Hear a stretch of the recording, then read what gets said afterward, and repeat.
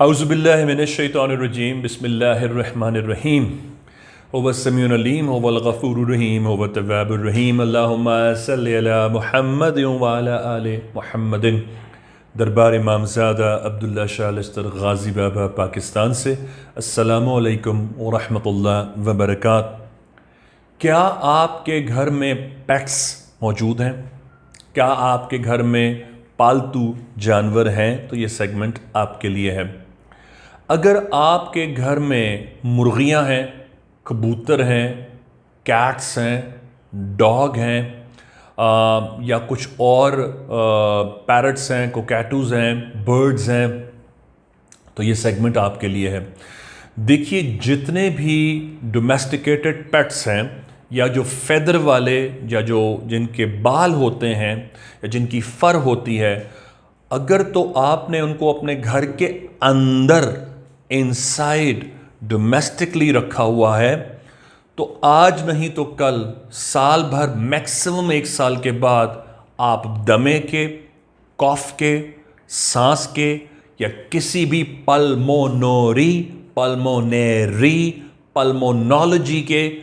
جا کر جگہ پر ریلیٹ ہو کر مریض ہو سکتے ہیں، اور آپ کو پھر مکمل طور پر کسی بھی پلمونولوجسٹ سے رابطہ کرنا پڑے گا۔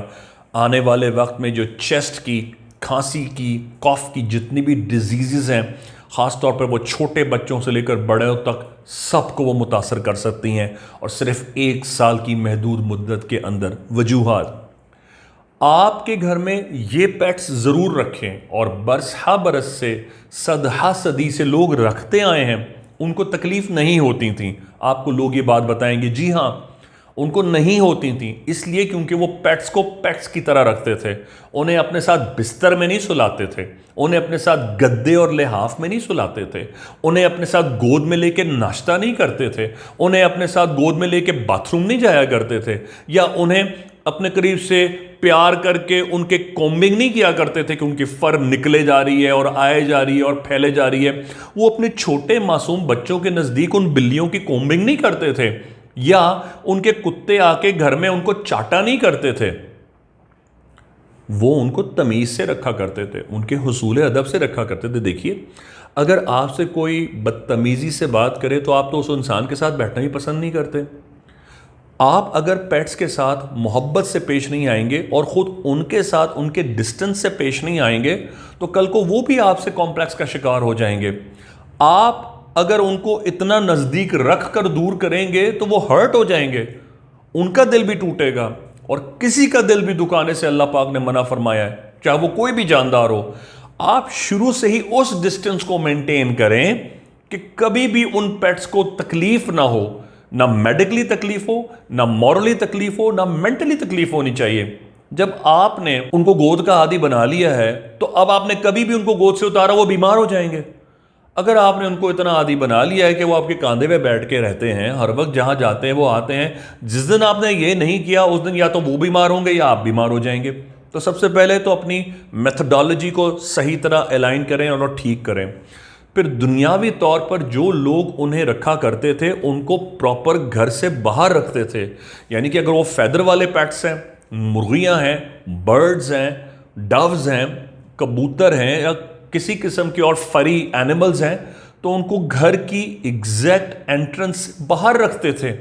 ان کو صفائی کا خیال رکھتے تھے، ان کے گھر روزانہ فینائل سے صبح اور شام میں 2 ٹائم دھلا کرتے تھے،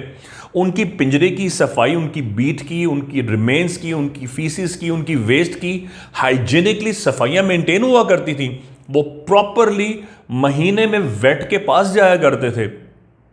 ان کی دیکھ بھال میں، ان کی ڈائٹ میں، اور اگر وہ بیمار ہو جائے تو ان کی تیمارداری میں کوئی کمی نہیں ہوتی تھی، نہ وہ خود بیمار ہوتے تھے نہ ان کے اونرز کبھی بیمار ہوتے تھے۔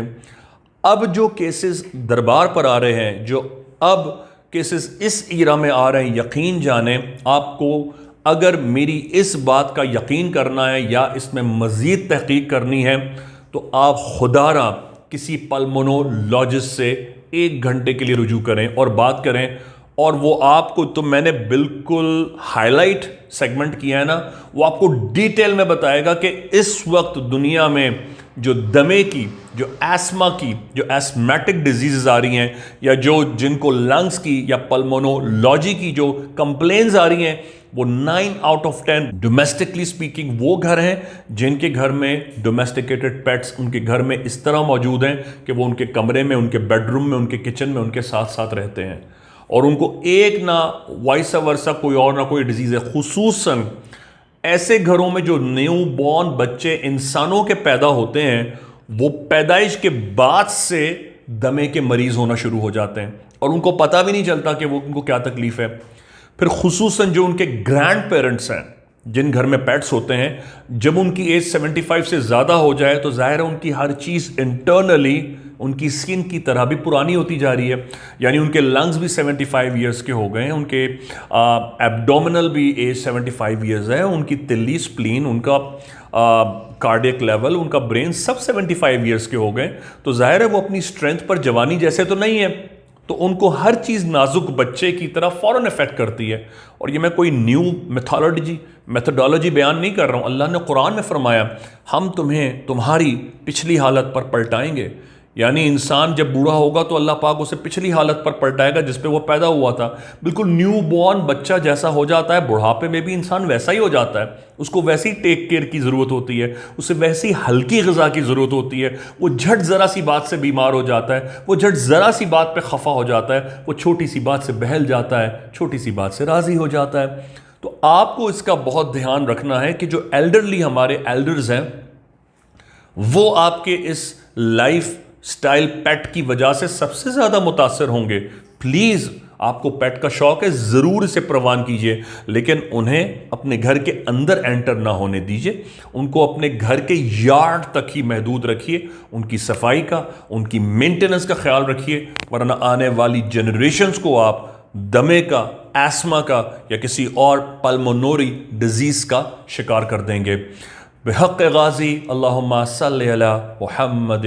وعلی آل محمد۔